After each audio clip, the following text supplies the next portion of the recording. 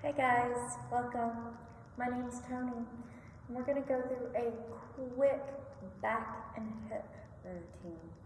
So, to start, let's go ahead and meet on our backs, pressing our full spine up against the mat. If the full spine is not pressed up against the mat, feel free to walk the hips down, finding a little bit more space in the spine. And from here, we're going to go ahead and bend that right knee, pulling it in towards our chest, making sure that the toes are flexed on both feet, making sure that those shoulder blades are still grounded down and that they do not just roll forward. Pull them back and drop them away from your ears. We're finding that neutral windbreaker pose on the right hand side. From here, we're going to go ahead and extend that right arm out to a T, palm side down, placing that right palm to the outside of that knee, and then pulling that knee in towards our chest. We'll go ahead and pull it over towards the left hand side. Worrying more about keeping both shoulder blades down and that left hip grounded versus how far over this right leg comes over to the left side. Finding those 3 points of contact in order to make a twist. Both shoulder blades and the left hip are grounded. From here, we're going to go ahead and release back into that neutral windbreaker pose, pulling that right knee back in, flexing those toes towards our face, and then sending that right leg out to meet our left. Seeing that the right side of the body feels a bit softer than when we started. And then we'll bend that left knee, pulling it in towards our chest, interlacing those fingers around the outside of that shin, flexing those toes towards our face, and then placing that right hand to the outside of that left knee. Left arm releases out to a T, palm side down, pulling that left knee in towards our chest, and we'll slowly pull it over to the right hand side. Keeping that soft gaze straight above the body or over those extended left fingertips if you'd like to take this twist further. The left hip will rise. The right hip and both shoulder blades are grounded down, finding those 3 points of contact. And then from here, we're going to release back towards center, tucking that left knee in towards our chest, toes flexed. And this time we'll go ahead and bend that right knee, tucking both knees in towards our chest, toes flexed, shoulders grounded, releasing those interlaced fingers underneath our knees. And let's go ahead and roll up and into a tabletop position. Palms pressed into the mat, fingertips wide, knees underneath hips, pulling belly button to spine. Let's go ahead and drop the belly down, opening up that chest, neck towards the front of the room. And then curl up, arching the spine. Cat pose. Inhale in, cow. And exhale out, cat. Inhale in, cow. And exhale out, cat. Releasing back into that neutral tabletop position. And then from here, we're going to go ahead and center that left palm and extend that right arm up towards the sky, stacking the shoulders, opening up our chest, and sliding that right arm underneath our left, rolling over to our right ear, cheek, gazing at the left side of the room.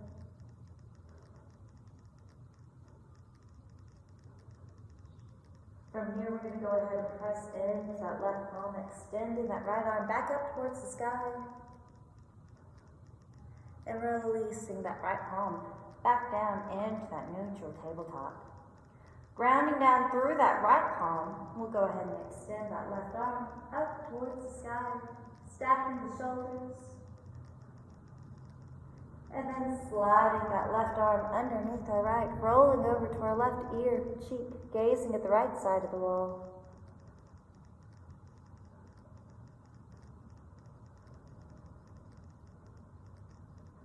From here, we're going to go ahead and ground back through that right palm and extend that left arm up towards the sky. And release that into a neutral tabletop position. From here, let's go ahead and extend that right leg behind you, toes tucked under, and extending it up, hip level, toes flexed. And then from here, we're going to go ahead and swing it over to the right hand side, planting that heel down and begin to rock from front to back. Before releasing the glutes down to that left heel, maybe sliding those palms forward, finding a fold here.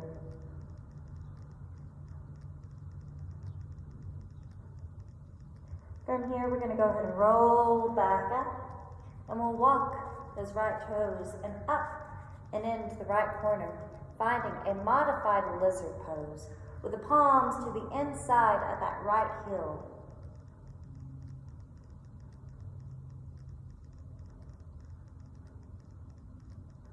You're welcome to stay here, but if you like to take the stretch just a bit further, we're going to go ahead and bend that left knee, pointing the toes, grounding down through that left palm, and we'll release that right hand up and over, reaching for the top of that foot, pressing foot into hand, opening up that chest.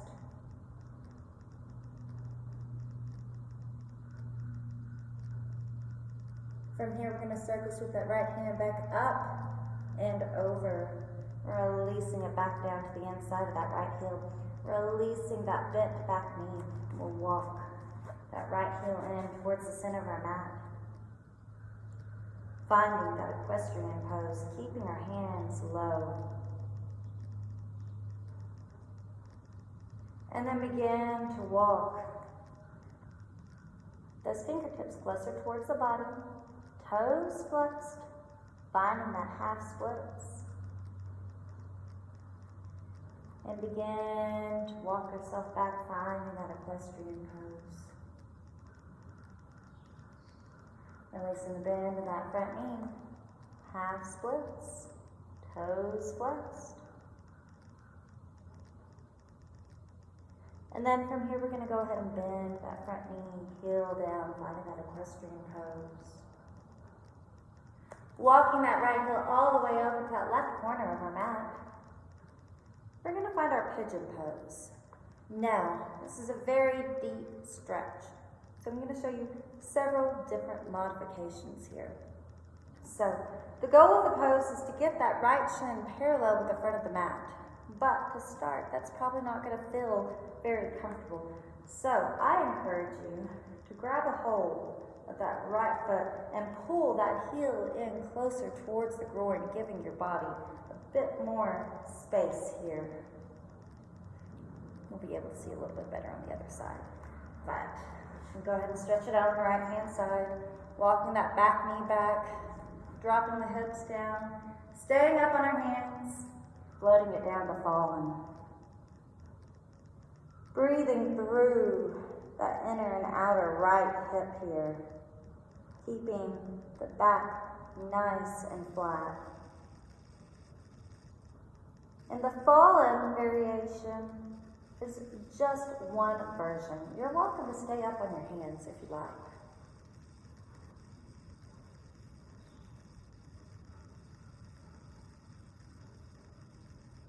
From here, let's go ahead and walk ourselves back up to our hands, curling up onto those back toes. We're going to release that knee back out, kneading back into a neutral tabletop position. And then from here, we're going to go ahead and extend that left leg back, toes tucked under, extending that left leg up, hip level, and then we'll go ahead and swing that left leg over to the left hand side, planting that left heel down. And then we'll go ahead and press back onto those palms, sliding them forward, finding a fold here.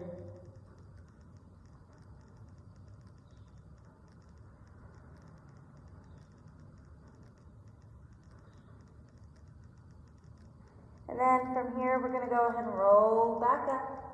And we'll walk those left toes up to the left corner of our mat, walking that right knee back if needed, finding that modified lizard pose once more, with both palms to the inside of that left heel.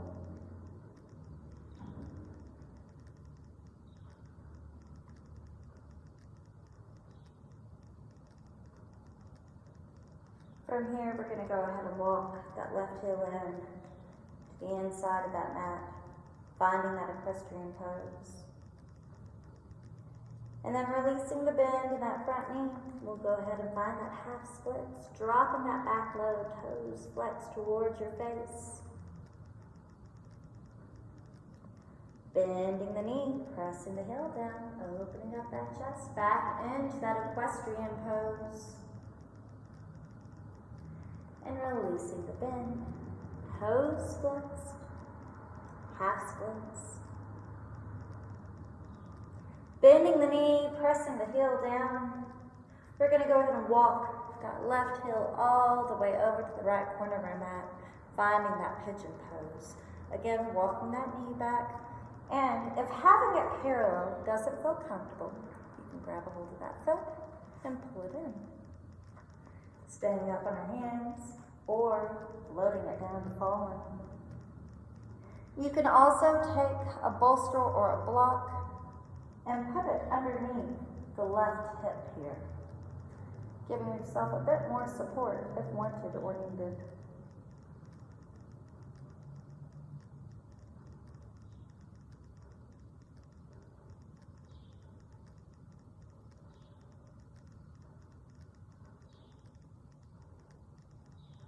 And then from here, we're going to go ahead and walk ourselves back up to our hands, tucking those right toes under, and release back into that neutral tabletop position. So from here, let's go ahead and meet into a forward fold. So, making your way up to standing. From here, we're going to go ahead and put as deep of a micro bend in your knees as wanted or needed. And then from here, we're going to go ahead and let the head hang heavy, the arms hang heavy, and bending the elbows, reach for opposite elbows. And let's go ahead and rock from side to side, hip to hip, finding ragdoll pose.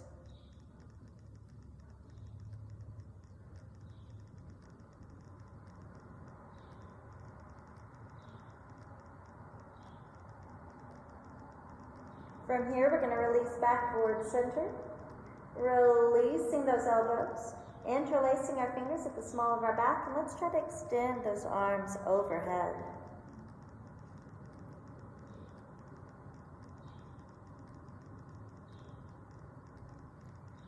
From here, we're going to slowly press into those heels, extending up, opening up that chest.